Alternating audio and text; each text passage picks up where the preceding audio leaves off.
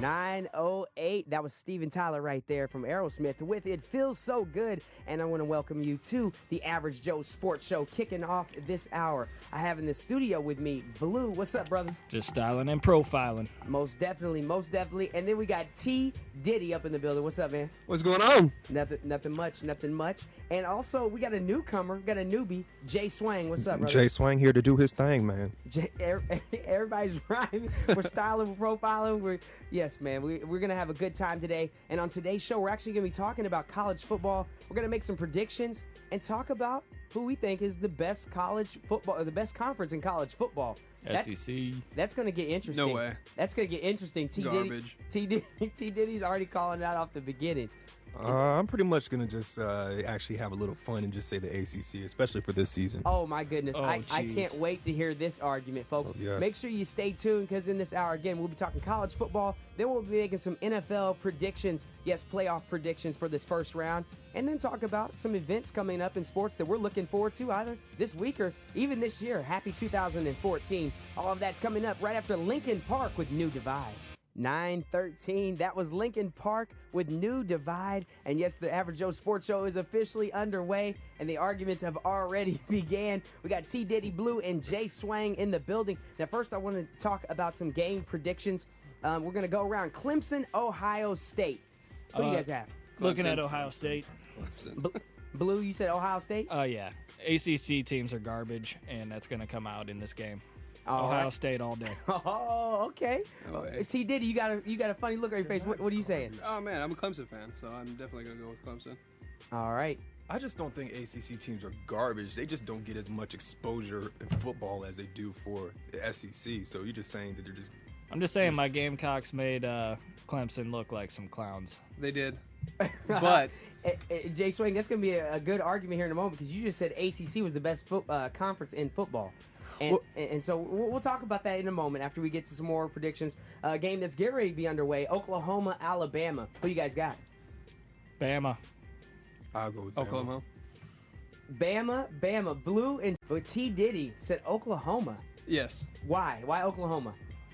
And are you To go against SEC. to go against SEC? Yes. So it's more of a hope than it is like an actual belief. You know what I hate is that everybody's going to get this impression that I hate the SEC, and I'm just trying to be argumentative. So, like, The only team Bama lost to this year is in the national championship game, so I just think, yeah, you got Bama. You can't go against Nick Saban and his history with Alabama thus far.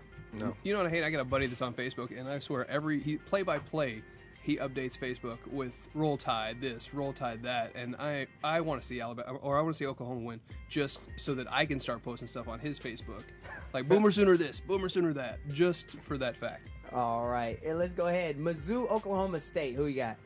Mizzou. I'll go Blue, Cowboys on this one. You're gonna go Cowboys? Yeah, Just to make it interesting. Just to make the interesting. Just for the underdog factor.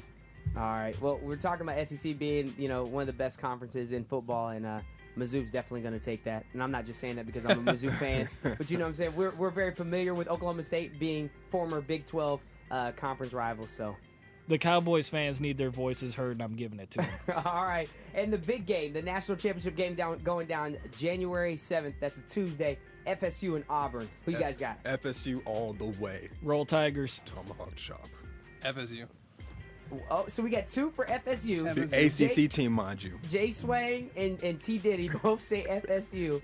FSU who beat, which Duke played very well this year. But still, I don't think Duke is even close to being on an Auburn type level. No. Nope. So you're acknowledging that. They did already beat the SEC, though. They beat Florida, right? I'm not saying Florida was great this year. You said this they season. beat Florida? Everybody FSU? beat Florida. Beat Florida. Florida was was one of garbage. the worst teams in the conference this year. But Yeah. they still beat an SEC team, correct? Okay, but you're talking about a Yeah, bottom but they gotta feeder. play each I know, other. but I'm still saying they already beat the SEC, right? They already beat a team in the SEC. Your that is a terrible argument. really isn't Yeah, but valid you at guys this are always point. going back and forth about top to bottom here. I mean, okay, this year they were probably one Name of the another one of the worst conference teams. top to bottom that's as stacked as the SEC. I'd have Name to look one. at it. You can't. You have to look at it because there isn't one. Everybody knows SEC is stacked. And then this takes us right into my next question. What's the best conference in college football? I just hate the people that just jump on the SEC. Thank That's you. it. Yeah. It's not a matter of jumping on it. It's facts.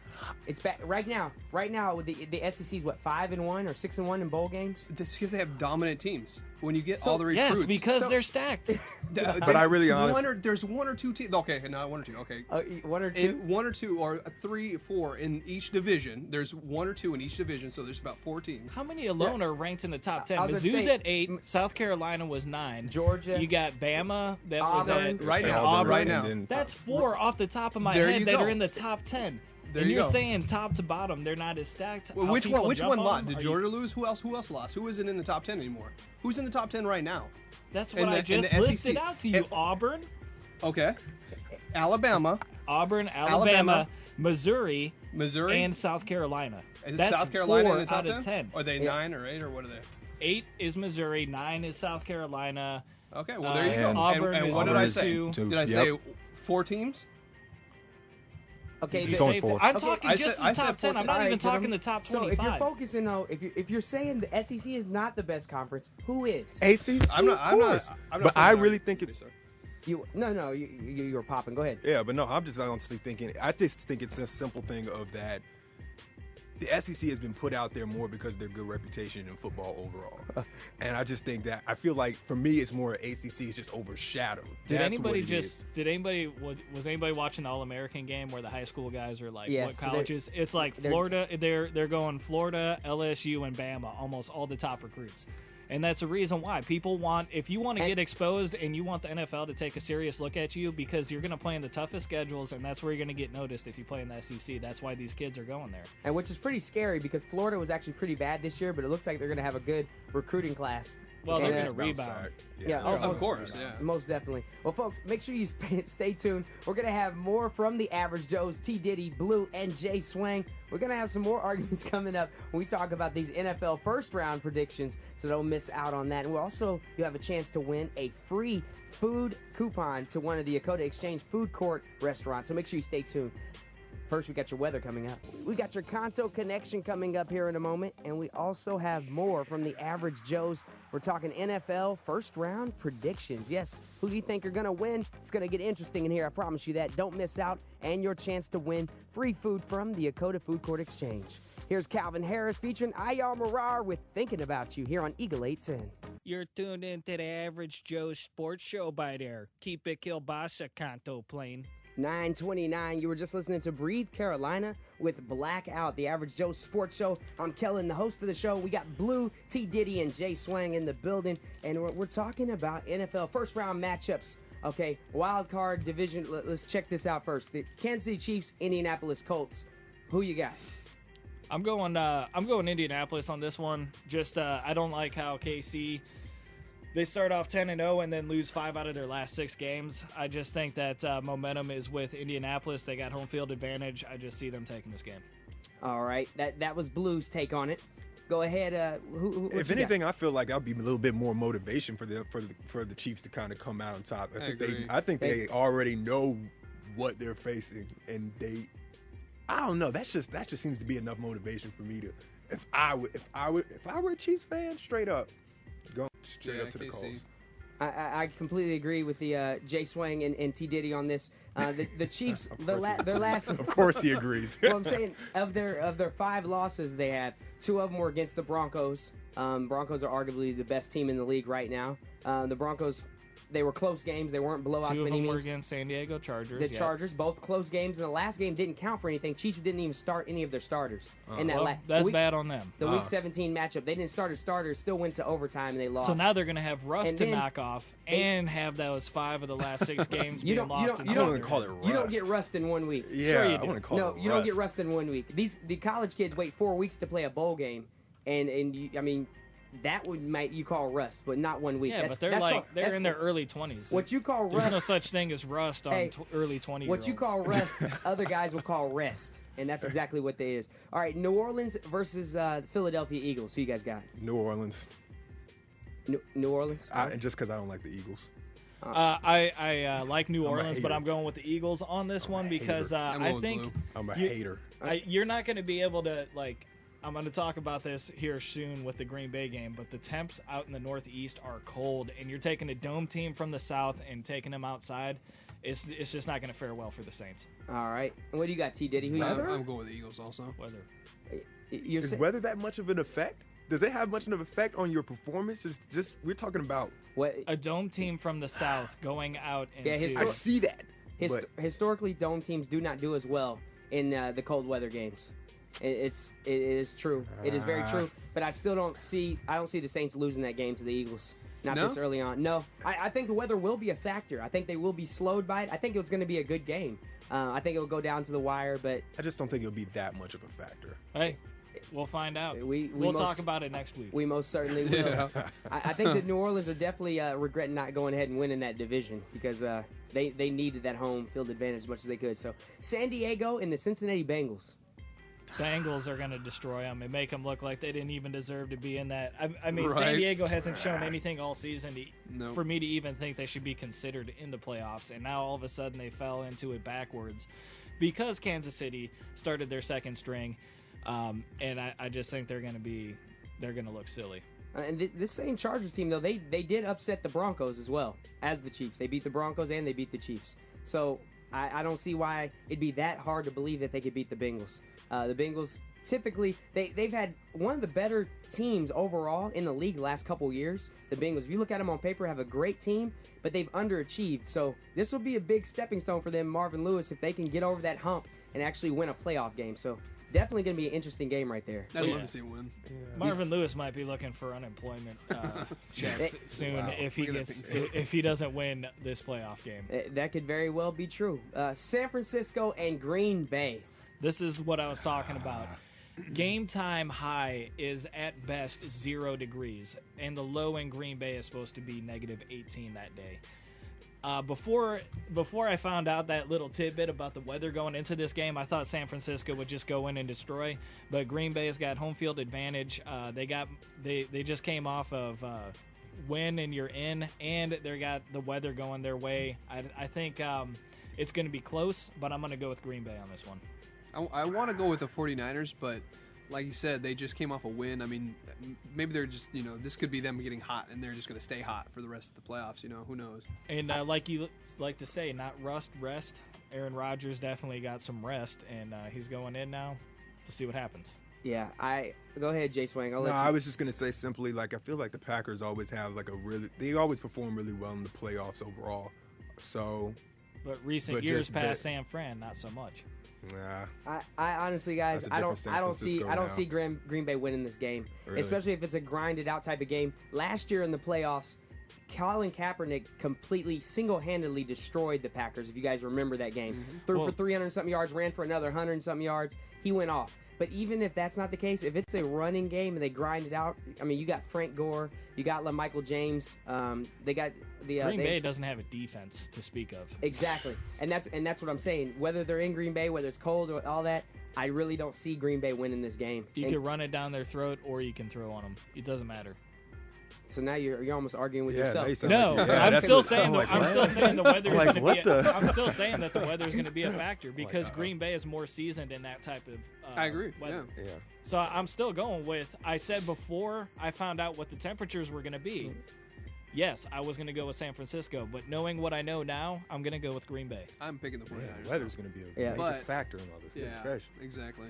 Crazy. I'm telling you, especially with New Orleans coming out of the South and a dome team and going into the Northeast with a bunch of snow. That one is a better argument. The San Francisco Green Bay one, not so much. San Francisco, it's always 60 degrees in sprinkling. No, I That's all they ever have to deal with. There's only one type of weather out there. It's overcast. It's like Seattle. But the thing about it is they're not a air it out type of team though.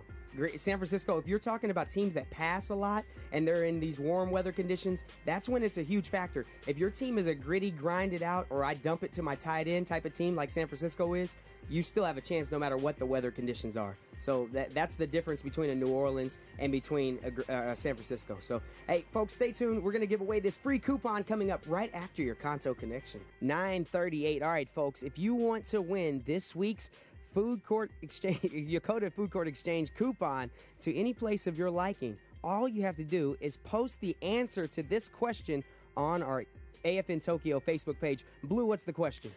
What team went to 4 straight Super Bowls and came out with a big L on each of those appearances? All right, folks, if you can tell us what team went to the Super Bowl 4 consecutive times and lost every game. They did not. Number one, they were the first team to go 4 straight Super Bowls. Exactly. And then they even lost all 4 of those Super Bowls. If you can tell us what team did that, all you got to do is post it to our AFN Tokyo page right now on the Average Joe Sports Show's comment. I'll give you a hint. It's not the Bears. I mean, a Bears would never do that there. All right, folks. You go to the AFN Tokyo page, post that answer now. First one to post, you are today's winner. We're going to have more from the Average Joes, but we got music for you. Here's Zed featuring Haley Williams of Paramore with Stay the Night. 9:42, that was Zed featuring Haley Williams with Stay the Night. We have a winner for today's question. The question was, who was the team that went 4 straight Super Bowls and lost? And Quite the feat. Quite the feat, right? Quite the defeat and the feat. Sean said the Buffalo Bills 4 straight Super Bowl losses. He is the winner of today's Yokota Food Court Exchange Restaurant food coupon. Sean, I'm going to get in contact with him, and he can pick his restaurant that he wants to win. And make sure you tune in every week on the Average Joes for that. We're going to have more from the Joes, hear what's on their mind, upcoming sports action right after Imagine Dragons with Radioactive. 9:45, and it's about to get real radioactive in here because we're going to have the Joes tell us what's on their mind. And I just got a question for one of our Joes. Blue's a big Bears fan. And I just got to ask, how you feel about 7 years of Jay Cutler? I'm looking forward to putting my head through a wall for the next 7 years, and I'm very excited that the Bears are committed to mediocrity by there. It's one of those things where I'm not all that surprised because we've never had a good quarterback, so why break tradition? And basically, we like I said earlier to J-Swang. J-Swang. Man, I'm still... Like I said earlier to J-Swang, I was like, hey, man, 7 years, that's like a marriage. I was like, 7 years? That is a long time. Jay is 31. He'll be 38 when that contract's up.